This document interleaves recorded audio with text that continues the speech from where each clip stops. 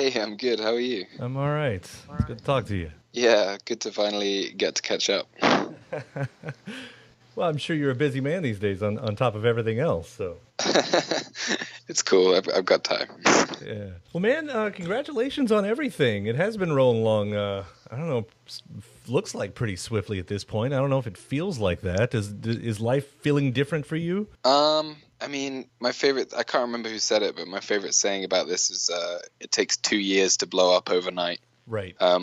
It's kind of, there's a lot of groundwork and kind of slow times, and then, one thing happens and it all kicks off. So it's been really nice, actually. I think it's been a good sort of gradient upwards. It's not been too quick or anything. Cool. Well, on top of this record finally coming out, Grammy nominated? Yeah, so they say. Well, I mean, there's something because I read, like, for whatever's going on, you're the first to be nominated as a musician and a creative director. Yeah, somebody told me that yesterday, and I was like, well, even if I don't win either of those, that's something, I guess. Something. Like, you're the first of something in an era where it feels like everything's already been done. So that's sort of amazing. Yeah, to me, it's crazy that more artists don't, have credits on their album for creative direction, because I'm sure, like, someone like Kanye West, for example, definitely has a lot of input into everything about his album, but it's funny that he's not been credited or nominated at the same time or whatever. But yeah, I'll take it. Yeah. So was there one of those, like, Grammy call moments? Did someone call you and let you know? You hear about those moments? Yeah, this is a funny story, actually, because I kind of take a semi interest in the Grammys every year, and I like to read the nominations like as soon as they come out. So I was just perusing casually, and I just kind of saw my own name on there, and then I called my manager, and I was like, "Are you aware that we've been nominated for 2 Grammys?" And he was like, "Oh yeah, I did know that." And I was like, "Were you going to tell me?" And he was like, "Well, I didn't want to say anything until it was all definite." But yeah, so it was kind of a sparkler moment rather than a firework moment. It was a very English way of finding out. It's just like, "Oh, I'm sorry, I didn't realize I was nominated." Like. I do hear about the cultural differences with award shows from here to there, and obviously, UK, you have award shows, but there is that sense of self-celebration that's quite different, right?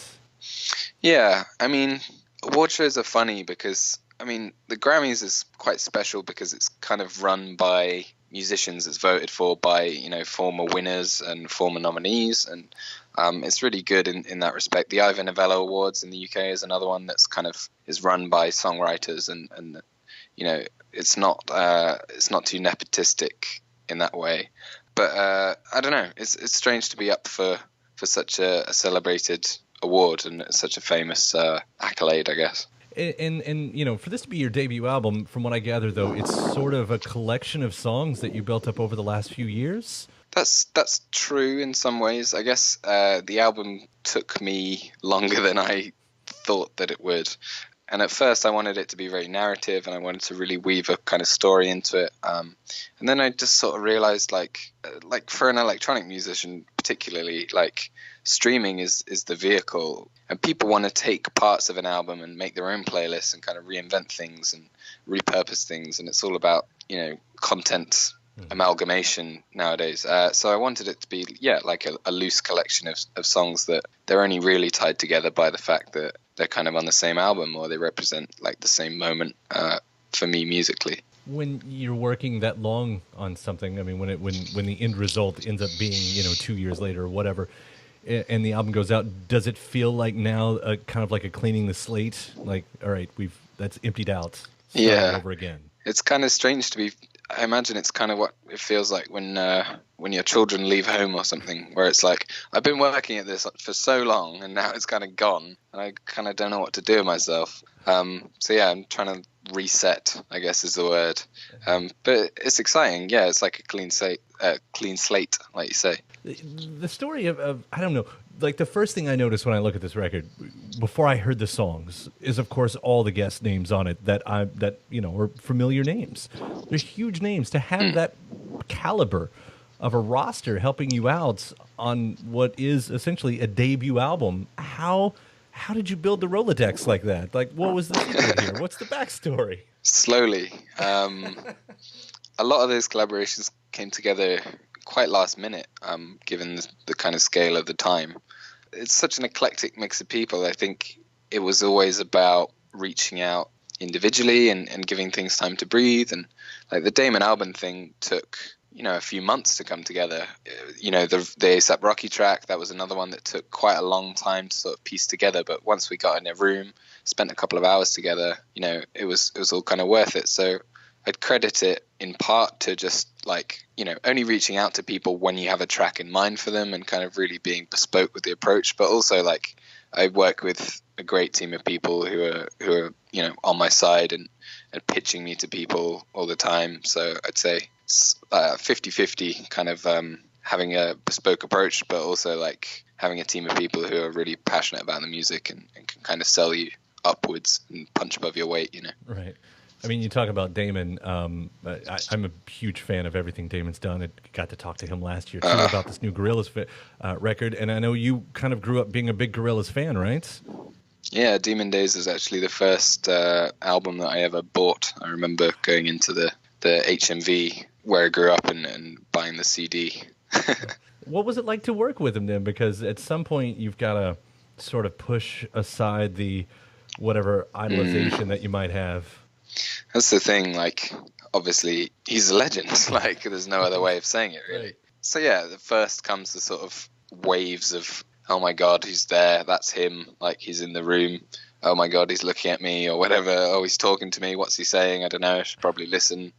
But he's so disarming and lovely and charming, and we very quickly sort of got to the crux of what it was that we were talking about, because originally we met up to talk about that Gorillaz album that's just come out. He wanted to kind of get my opinions, maybe let me do some additional production work. But nothing really came of that after swapping a few ideas. But while we were doing that, I was kind of sending him some music that I was working on. And he really liked this idea that I'd written that ended up being Blue. So it's kind of a really nice half and half collaboration.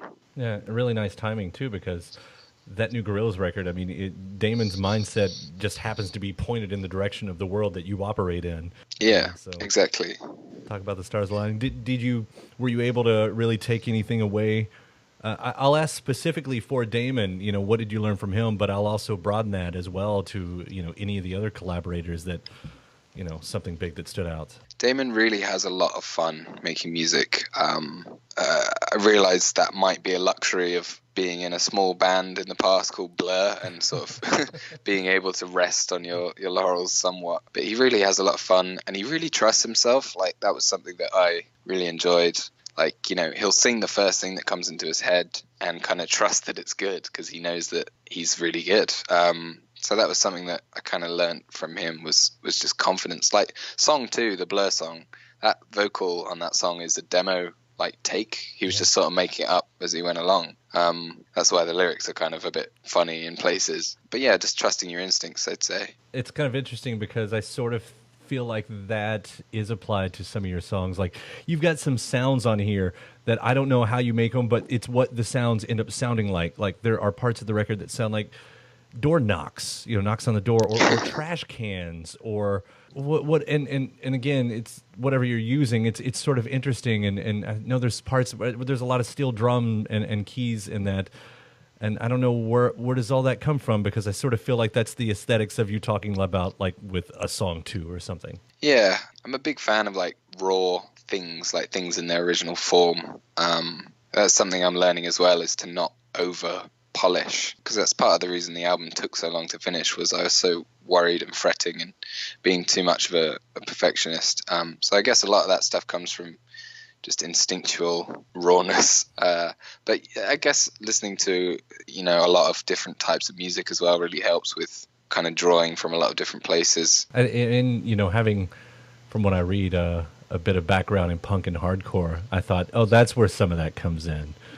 Yeah, that raw. I mean, I could talk for hours about how similar punk and hip hop are, because they both come from a place of expression, more so than other types of music maybe, and that's kind of the marriage of those two attitudes. I feel like things are different these days, whereas so I'm a bit older. I'm 36, and when I was young, it was really about you had to stay in your lane, in your genre, and and that's sort of dissipated in the past decade or so. But I'd wonder, like, whatever scene you might have been in the punk scene, hardcore scene, like, did you get any guff from your friends or anything when you started on the more beat side of the world? No, not at all. And I mean, that is reflective of exactly what you're saying, which is people they don't draw those lines anymore. And I think a lot of it is to do with access, because like anybody can listen to any type of music now. Whereas, in the 70s, if you're a mod, you'd hang out around the mod record shops and, you'd swap records with your mod friends. And, if you were a reggae fan, you'd be in Brixton, like, hanging around the Brixton vinyl shops and that sort of thing. And it was all very territorial. But now it's like all you have to do is type country music into Google and, you're in that scene, you're on the forum, you're communicating. It's really interesting how it works out, how it sort of filters down to a record like this, because if you want to, I can sort of pick out all the different sides and influences, but the fun thing is you don't have to. Yeah, I mean that's something that I took from Damon as well, particularly that early Gorillaz sound. It's kind of like, what the hell am I listening to? But then the response to that is you're listening to a really, really good song, and it's like as long as that is the constant, you can kind of pick and choose your influences and the sounds. Now, I'll move ahead to this year and everything, because there was a really cool line that you put out in the world recently where you said 2018 is all about grassroots movements in politics. Does that also relate? Is that finding its way into your songwriting?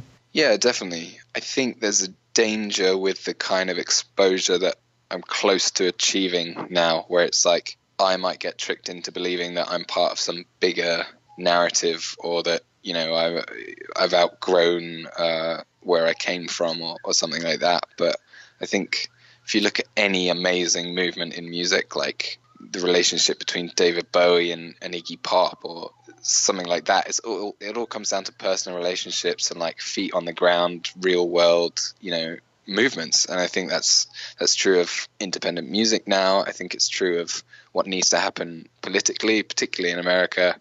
Obviously, that goes without saying. Yeah.